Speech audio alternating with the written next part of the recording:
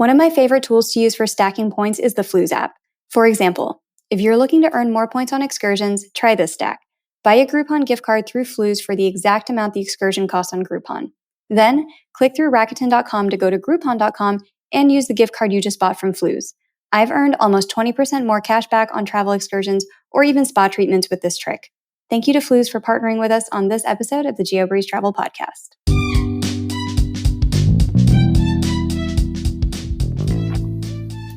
Welcome to the Geobreeze Travel Podcast, a show for anyone wanting to level up their travel hacking lifestyle. I'm your host, Julia Menez. I'm a travel hacker, coach, speaker, Filipino-American ENTJ who loves solid travel gear and using shortcuts on spreadsheets. On this show, I'm on a mission to bring you travel hackers from all walks of life to help you level up your travel hacking game. We dive into credit cards, miles, points, strategy, mindset, and the secrets behind how to travel the world for next to no cost. So, let's get hacking. I've read an article about some traveler who had paid for her whole trip to Argentina using this service. So the way it works, it's web or app based. But let's just say, for example, like I'm going to Rio on these dates. I can look on the app, and people will say, "Hey, what they want," and then it becomes a little bit of a negotiation of what your courier fee would be. So I'm going to Rio. Julia wants an iPhone 13. The courier fee is $100. Everything is done within the app. So you say you want it, it's tied to your credit card. I'll say I bring it, it's tied to my bank account if I don't bring it. So protects both the shopper and the traveler. Mark White from Army Aggie 03 is an Army officer, Texas Aggie, and world traveler having visited 87 countries with aspirations to visit them all. In this episode, Mark and I discuss different credit cards and travel benefits that military families have access to, and an app that Mark used to fund his trip to Brazil while earning a ton of points and getting reimbursed for the spend. For any military families who are able to take advantage of the Military Lending Act, check out some of the premium credit cards such as the Chase Sapphire Reserve, American Express Platinum, and Capital One Venture X. While all these cards have higher annual fees, those fees are often offset by the benefits and travel perks you will receive with each card each year. Additionally, the Military Lending Act can help get those annual fees waived. Remember, never ever ever apply for a credit card through Google. Always be sure to ask your favorite friends and travel creators if they have a referral link that you can use to help them earn more points and commissions. And if you're interested in supporting this show when you apply for your next card, please check out the link in the show notes. And now, on with the show. Hey Mark, welcome to the Geobreeze Travel Podcast. Hey, thanks Julia. Happy to be here. So excited to have you here and to learn all about how to travel to Brazil on points, and also some of the military benefits that people can get while traveling and while getting points and miles credit cards and all sorts of other things. So before we get into all of that, can you tell us a little bit about your background and how you got into the game of points and miles? Yeah, for sure. So I grew up in West Texas, little town of like 3,000. Not a whole lot of traveling goes on around there. People are happy to stay in Texas. Went to school at Texas A&M. I joined the National Guard when I was a junior in high school. Just my it's like a little bit of a family history with my stepfather. Both of my grandparents, both of my grandfathers were in the military, and so that I kind of tended to head that direction. So went to school at Texas A&M, but also while in the National Guard, I got mobilized and deployed in 1999, 2000 to go to Bosnia Herzegovina, which is, it's funny now, like people go there on backpacking trips and they want to go, see something different. But for me, it was a whole different experience as a 19-year-old kid to go, from Clyde, America, over to Balkans. I had a 4-day pass, and we went up to Budapest, however you want to say it. For we got a little break, R&R, and so that was what really kind of got me excited about traveling. I liked it so much. It was just pure luck that when I was there, it was the 1000th Independence Day of Budapest, and so the city was just alive and electric, and just a fun and exciting place to be. I had since turned 20, so it was a 20-year-old just having a good time in Budapest with lots of my Army friends, and then so it's cool. And so I liked it so much that I went back the next year. I found like some cheap ticket out of Houston, went over for a week, and then just soaked it in some more. Now that didn't really play into the points and miles game so much. But that was what sparked travel lust, if you will. Soon thereafter, though, 9/11 changed the way the world was, and so from age 20 to age 33, it was lots of deployments. It was like home for 2 years, gone to Iraq for a year, home for 2 years, gone. and then to Afghanistan. And so there wasn't any like I feel like during that time I didn't have leisure travel. And I got to see lots of different places. Not a lot of people traveled around Iraq or Afghanistan, Kuwait, Jordan, and all these areas in the Middle East. So it was neat to see all those things, but I wasn't able to capitalize on that travel lust, that wanderlust that I had at the time. So then the Army in 2013, 2014, I was stationed in Korea. And so a lot of people, during their time in Korea, they'll take their vacation, they'll go back to the States and see family, friends, whatnot. I had thought to myself, I was like, look, I'm in Asia.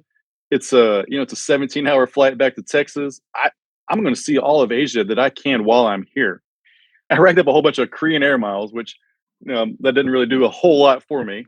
But I still have them thanks to COVID, like allowing that things to roll over. So I've got all these Korean Air miles, but that continued, and it really opened me up even more to traveling, gaining miles. I used Agoda a lot at that point because there was for Asia, it was really beneficial. So I was able to see the majority of Asia while I was there.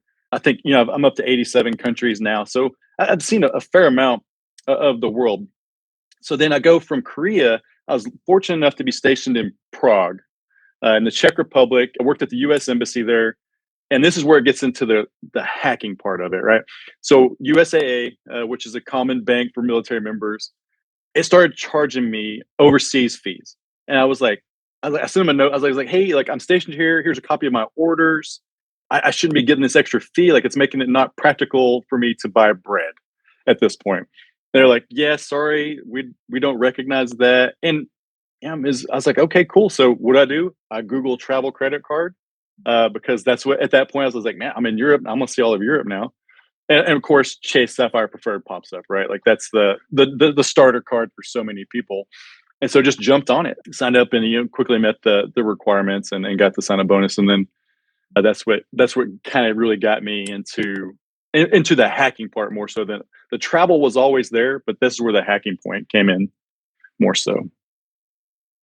So once you had gotten one travel hacking card, did you kind of get more really quickly or slowly walking through them? How did it go for cards 2 through X? Slow, right? So it started off slow. Because so at this point, we talked about military benefits. At this point, this 2014, the Military Lending Act wasn't in place. So at this point, it's still the Soldiers and Sailors Civil Relief Act, which all that did, and it was good. If you were deployed, it reduced the maximum amount. It wouldn't be 23%, it'd be 6%, or I think it was capped at something like that. So it wasn't all the benefits that are in place now. So I think about a year later, I got an Amex Platinum. A little bit later, an American Airlines City card or something like that. And it starts slowly, but then when the Military Lending Act passed, and then that's where it started to escalate, if you will. This is also pre 5/24, so it wasn't. It was like they started hearing the rumblings of 5/24, but it wasn't that important. And so I just started kind of not hacking my way, but started putting my applications in towards cards that met goals, like travel goals, and also aligned it up with any major purchases. So, like I said, I went to Texas A&M. I've been a season ticket holder for football since 2007, and so every year in February, I know my renewal is going to come due for $3,000. That's almost always automatically a sign up bonus, right? Or the minimum spend required for a sign up bonus. So I just kind of tied it to that. And now I'm up to, I don't know, 17 or 18 cards. So you kind of alluded to this, but what are all the benefits of the Military Lending Act? And then also, are there any other cool bonuses or perks, discounts that you get by being a military member when it comes to the credit cards that we so love in this game? Yeah, so alluding to it, I mean, the biggest thing being the annual fee waived. And that's, if you think about that, if you had any of the premium cards, if you had an Amex Platinum, a Gold, a Green, and then like the Marriott Top card, the Hilton Top card, the Delta Top card, that's probably $3,000 or more in annual fees. So that's obviously that one thing, just annual fee perk is probably the biggest thing, and that's what most people look at. Also, just you don't have to worry about the high level interest rate, keeping the interest rate low, and that allowing service members to pay off their if you do carry a balance, don't carry a balance, it kind of defeats the purpose. If your lifestyle and your income facilitate that. Other perks, lots people always. It's funny when people talk about like the benefit of a card allowing you to have two check bags. So most airlines, all airlines I know of, they waive a check bags fees for the military members. There'll be times where also just TSA pre-check, like that's a simple thing, right? But with our DoD ID number, when you put that into a known traveler number, it gives you TSA pre-check. So in crazy times like this where you have a lot of long lines, time is so important, such a critical resource when you're traveling, and also just for your peace of mind, sanity, to be able to get through security quickly or expeditiously. What else? Those are probably some of the bigger ones that jump out to me. You get lounge access with being in uniform or so showing orders? Good question. Lounge access, it depends on the airline and lounge capacity. So a lot of times, like American Airlines is real good about it without just show your military identification and your American Airlines boarding pass. United requires, it's funny, you can use their lounges if you're on military leave, and they'll ask to see a copy of your military leave form, that's just I don't know, it's kind of funny. Like, I'm telling you I'm on vacation. You don't trust that I'm on vacation, but here's a piece of paper that the Army says I'm on vacation, or the military. But nonetheless, you appreciate the benefit when it's there.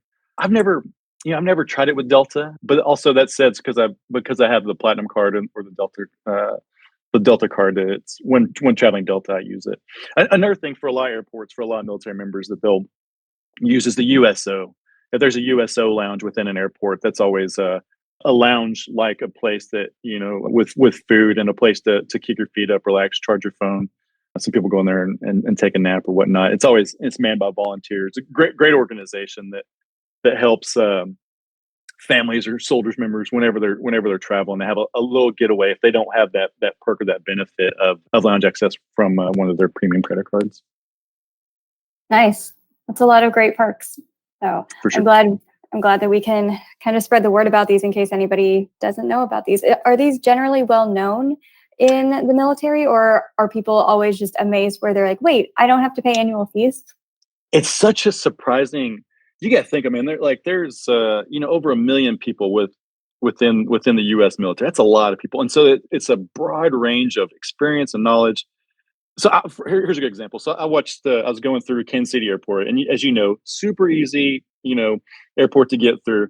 But nonetheless, there's this young soldier, and he's taking his shoes off and his belt off, and he didn't have TSA pre-check. And I was like, hey man, like real. I was like, you don't know me, but real easy thing. Like, if you just put your ID number within the known traveler, you'll get the pre-check, and you don't have to worry about taking your shoes off and taking your laptop out of your bag and all that stuff. And so it's about education.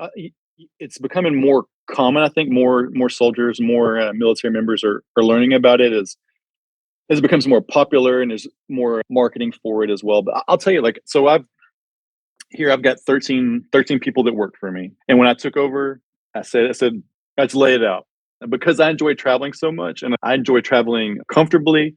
And the current job I'm in, we travel regularly. Every month, every other month, we're going somewhere for 2 weeks to a little over that.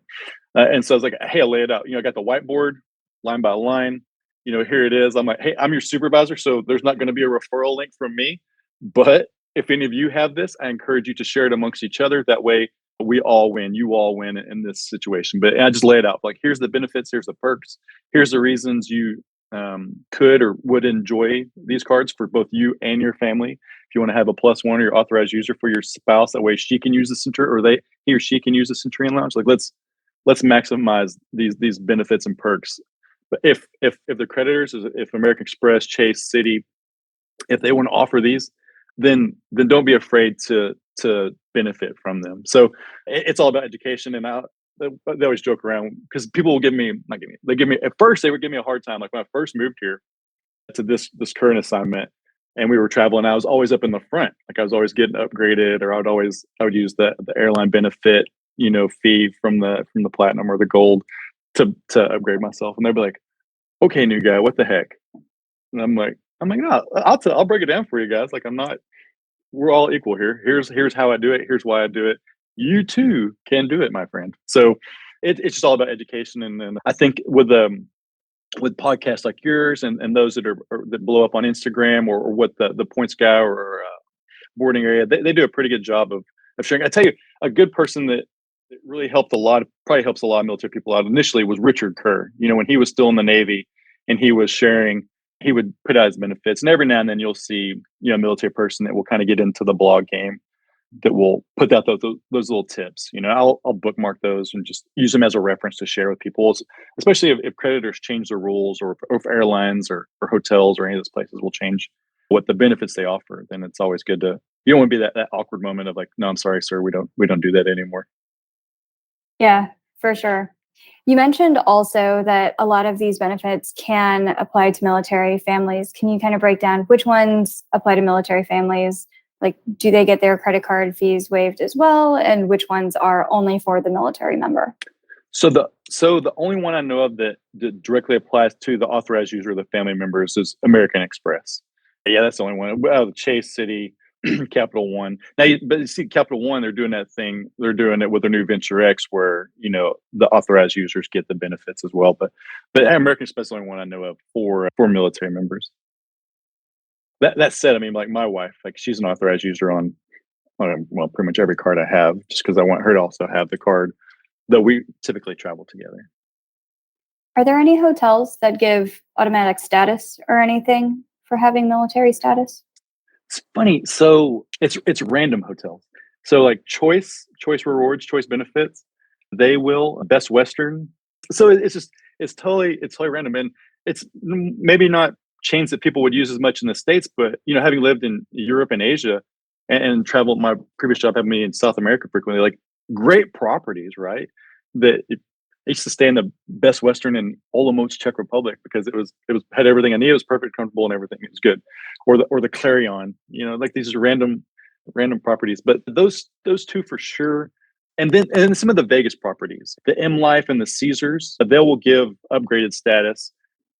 Yeah, Svetlana from Travel Dreamers Family in episode 38 mentioned that they were able to get automatic platinum status with Caesars just for being military family. Both her and her husband is in the military. And with Caesars Platinum, you can get 3 free nights in the Atlantis Bahamas resort. You still have to pay the resort fee, but otherwise it's free. And so between the two of them, they got 6 free nights in the Atlantis Bahamas, which is fantastic. Nice. Yeah, what a great property.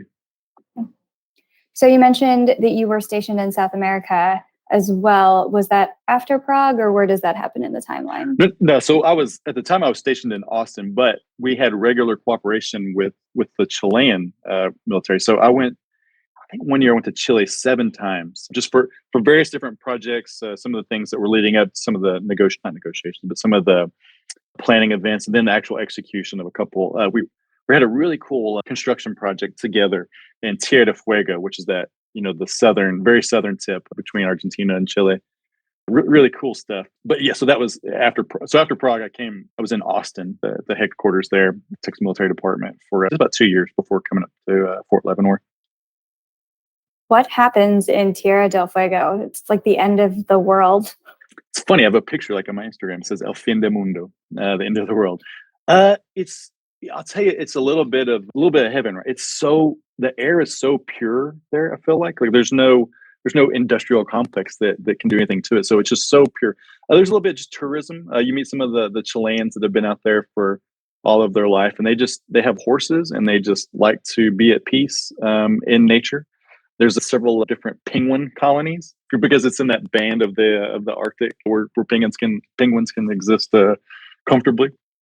It's kind of cool to see, but it's just a remote area that they try to build up some of that ecotourism.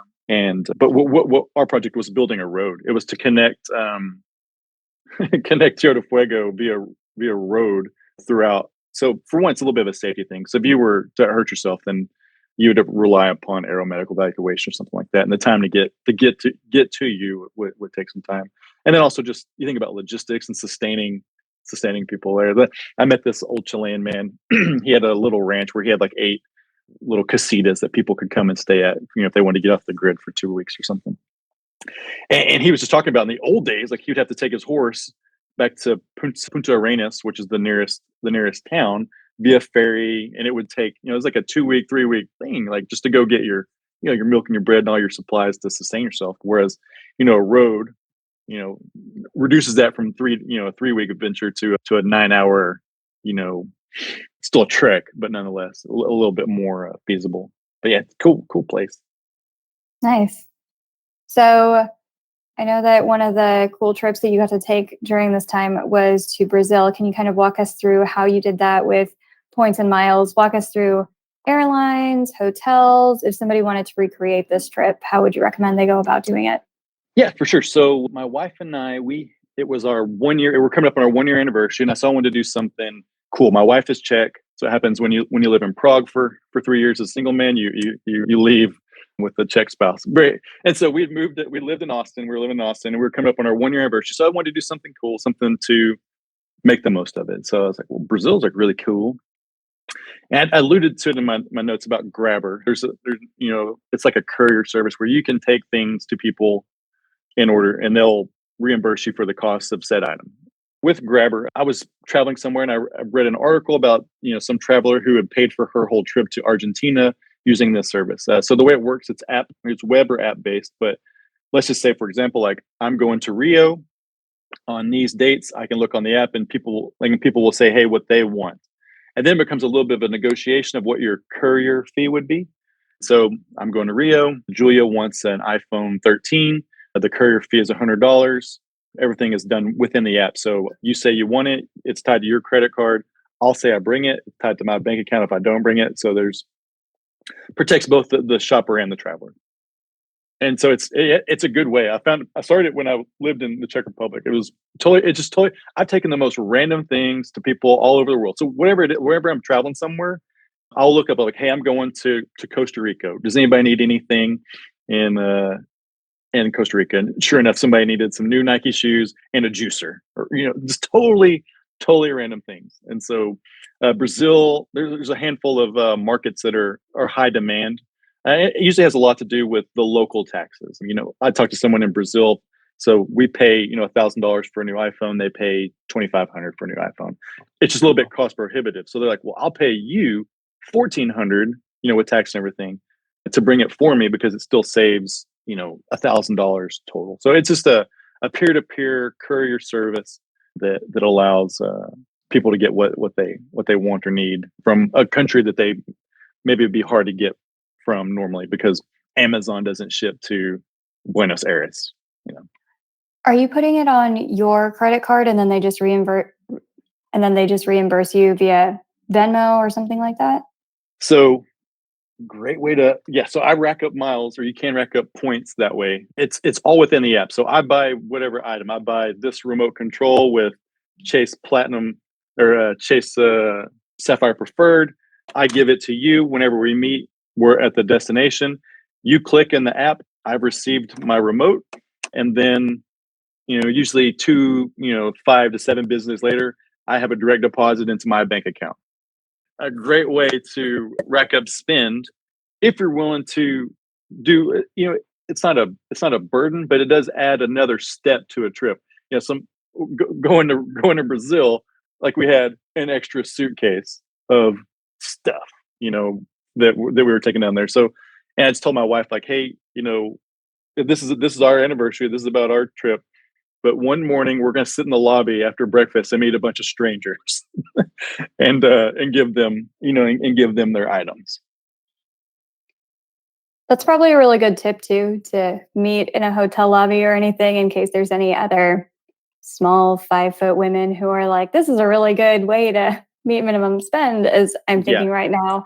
And I'm like, well, I should not sell somebody an iPhone in Brazil in favela alleyway. And that's what I'm a 6'1", 215-pound military man. Like I, feel very comfortable. You're still going to be smart about what you do. You don't want to walk around with 20 grand of Apple products in your backpack in a favela. But I've met several female, they're smaller, petite grabber delivery people. And funny enough, in Brazil, like I talked to one of them. I'll give her a shout out later. But just kind of talk to her about how she did things. But it's a great tip just for safety. But also I think about the people that I'm delivering to because it could be a 5 foot, 105 pound Brazilian female picking up that iPhone, and I don't want them to be intimidated. Like it's all about you want to be a mutually beneficial experience for everyone, so everyone feels safe and not uncomfortable or awkward or anything. So that's always say like, hey, I'm staying at the Marriott Renaissance. We'll meet in the hotel lobby. Just let me know when you're there. I'll be the American guy wearing a red polo. Cool. Yeah, that's an awesome tip. I had never heard of this app, and I'm sure a lot of people who are looking for creative ways to meet minimum spend and help out people who might not have access to certain supplies that they need, especially now we always hear about how difficult the supply chains are these days. If you can deliver like telephones or electronics, or are there limits to this? Like, can you deliver medical supplies to people? So I've taken plenty of vitamins. Like for whatever reason, vitamins are more expensive in some countries, so I'll take those with me. I guess there are some like export limitations on things, but you always do your due diligence and look up what the duty limitations are for that country. For the U.S., like you think about, let's say like you can bring in $800 of whatever from somewhere. Each country has their own thing, so you want to be responsible. Don't necessarily be out there breaking the law or customs. So you want to think about that. But I've taken for like a random, oh my gosh, something she used for like CAT scan or something like that. It was like a random product that was bought from a medical company. And this physician, he just, it was 3 times the cost if he brought it in Brazil.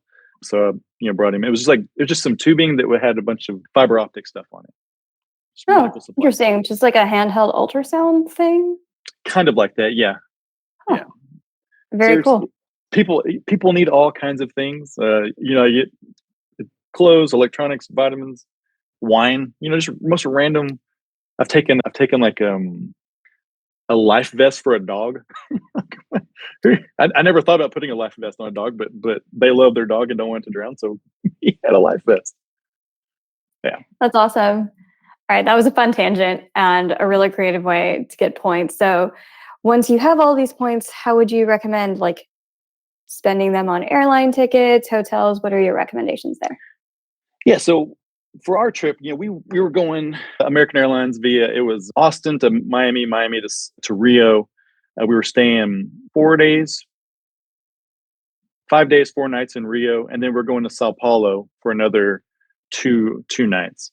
And so I think it was really easy. It was like 60,000 miles total between two of us. There's like some web saver fares. I'd earned the miles from that easy, the Barclays Aviator, the whole, you buy a pack of gum for $1 and you get 60,000 miles sign up deal. Had that, and then the City Advantage card.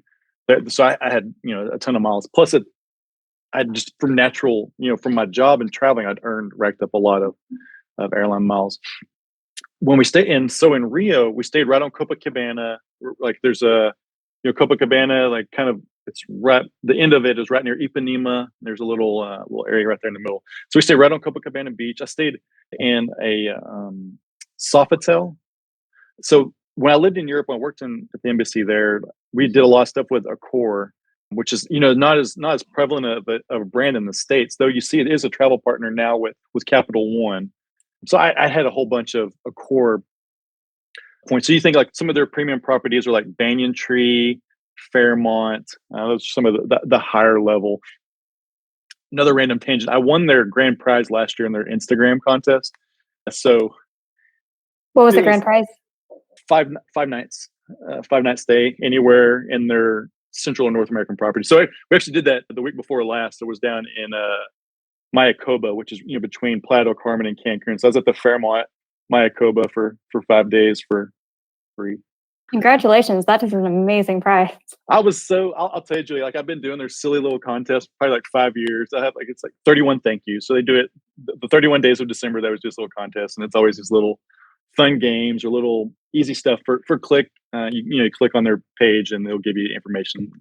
And yeah, sure enough, last year it was like, congratulations, you're our grand prize winner. I was like, what? I've been doing this little silly thing, it was we really wanted. It was hard to like kind of decide where to go because there's some amazing properties like the Fairmont Lake Louise up in Banff or near Banff, and then the Fairmont in Banff. They have a cool property out in Bermuda, and then several around the state in the U.S. But it kind of goes back to the point of the points on that were there's not a lot of U.S. properties. I think there's like 32 total in the States, and some of them are amazing. But I always like to go to somewhere new and exotic. And as you know, being a Midwestern, in December it's nice to go get sunshine. So down to Mayakoba, Mexico, we went. Is being able to use the word winter as a verb, like, oh, I winter in Mayakoba, Mexico. There That's it my is. rich life. So yeah, that was definitely good times for there. So I used stay at the hotel there. And I can't remember how many points it was, and it wasn't enough to cover the full stay there, but the amount that I got for grabbering covered. You paid for everything else anyway. But with regards to that hotel and all the stuff that we did within Rio, whether it was going out to Christ of the Redeemer, lots of time on Ipanema and Copacabana beaches up to Powder. It's such a cool city, so vibrant, lots of neat and fun things to see there. And then I did a paid for GOL Airlines, GOL, which is a Brazilian airline. It was like $150 total for both of us to fly from Rio up to Sao Paulo. It's only about an hour flight, easy peasy. And then in Rio or in Sao Paulo, I stayed at the Renaissance Marriott, which is near Paulista Avenue, which is kind of like one of the main tourist areas, I guess, if you will. And this is before, great tip. You always give people the recommendation to email ahead of time. So I emailed the Renaissance, said, hey, this is our anniversary. 1 year, we're excited to come to Sao Paulo for a couple of days. And so they upgraded us to a suite. And the super sweet ladies there, like upon check-in, they're like, hey, congratulations. We're so happy for you guys for your 1 year anniversary. Go into the room, chocolates, fruits, a bottle of champagne, like just, and like they put like balloons up and streamers. Super sweet people. And it was so easy, right? Just a little email. I'm like, hey, we're here to celebrate this. And I'd booked it. I had a free night certificate from the Amex Marriott card. So I had a free night certificate for that. And I think I used, 20,000 points for the other night, which then, allowed for I think at the time I was probably gold status. I think you get automatic gold status from one of the cards since titanium, which is just how much I've been traveling, and plus the perks and some of the promotions they had this last year, they're rolling over and all that whatnot. But nonetheless, so they upgraded us, and it's funny. There's a large Japanese culture within Brazil, specifically a lot within Sao Paulo. So some phenomenal sushi can be had in Sao Paulo. It's not a place I think of because it's still an hour away from the beach, but nonetheless, we had some amazing sushi to Brazilian steakhouse, which seems only appropriate to go to a Brazilian steakhouse while in Brazil. And it was delicious and a good time. If you are listening to this episode thinking, I want to travel like this, but I need step-by-step directions, one of the best ways to level up your travel hacking game is by talking with other points people. I give away a free one-on-one coaching call each week. The secret link to sign up is in my weekly newsletter, which goes out every Monday, and it's first come, first served to grab the free call. Also, I host a masterclass and group coaching session every month. You can find the links to sign up for the newsletter, monthly masterclass, and Patreon, which gets you access to the masterclasses and also recordings of past events, all in the show notes. This week's Patreon shout out goes out to Steven. Thank you so much for being a part of the Geobreeze Travel Patreon community. We flew round trip. So we went Sao Paulo back to Rio because our American Airlines flights were round trip out of Rio. Though we did have, each time we flew, when we went inter country, that was via like their domestic airport. So we got to experience the four airports, the big hubs, they're international, and then they're local. So you get a little bit of feel for culture and different travel means within the country there for us. The easy thing was Uber. As far as like getting around, we used Uber to get everywhere for the most part. Wasn't necessary to book any like private transportation like that. It was real user friendly, short waits at the airport. Just as if you were flying into Newark or LAX. Well, maybe not LAX, but if you're flying into Kansas City for sure. Some of these easier airports to get transportation around. And it was, people always, I think Americans will forget, the difference between the hemispheres. And so our anniversary is in May. So when we flew down, it was actually moving into their winter season, right? It's the end of their fall. And it was still warm enough, and there was all the skin you could see on Copacabana Beach. Everybody was out and soaking in the sun before the winter came, even though it was May. Cool. Yeah, as we are getting into deep winter here in the States, that sounds super nice. Seriously. So, with all of the travels that you've gotten to do with Brazil, really everywhere, we talked about Asia, Europe, South America, Central America, pretty much covered the entire world on this episode, including El Fin del Mundo, the end of the world as well. What's your best piece of travel hacking advice for listeners today? Just you got to do it. Like if you set your goal, and you see lots of aspirational trips are out there, aspirational places, whether it's the Maldives, whether it's Thailand, whether it's Alaska, Iceland. Pick a place that's interesting to you. Just set your goal. We've just crossed the new year. People always have their resolutions. There's so many resources that will help you achieve your goals if you just take the time.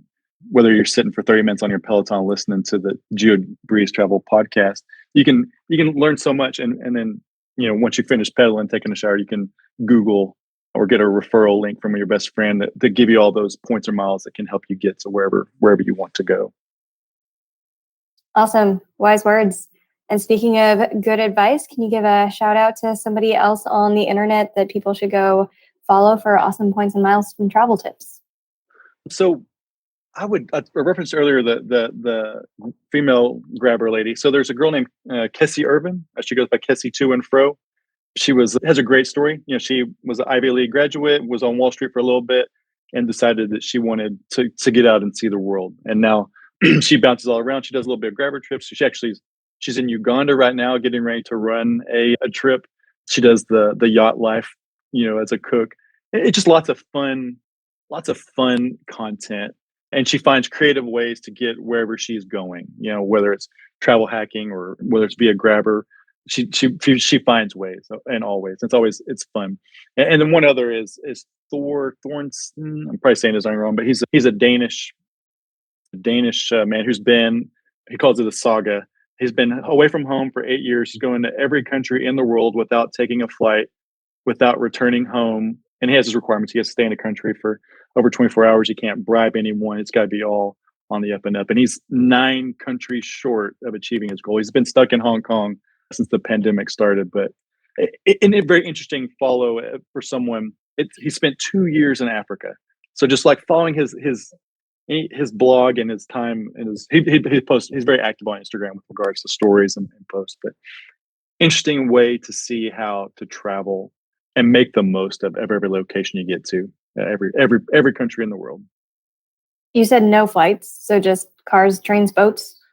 Yeah, that's the greatest challenge. He's had to take lots of shipping containers as a way to get around.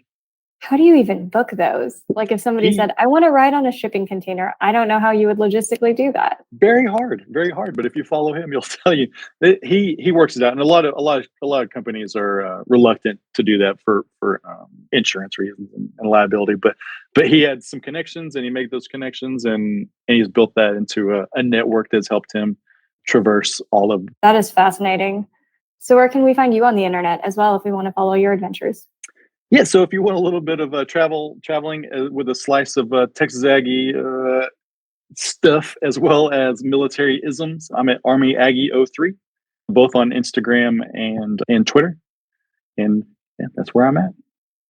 Awesome. Well, thank you so much, Mark, for coming on to the show today. We learned so much about different military benefits, how to travel all over the world. I had never heard of Grabber before, so this is fascinating. Thank you so much for sharing that strategy with us, and also all of the fun tips about Brazil. Awesome. Thank you so much for having me, Julia. Thank you.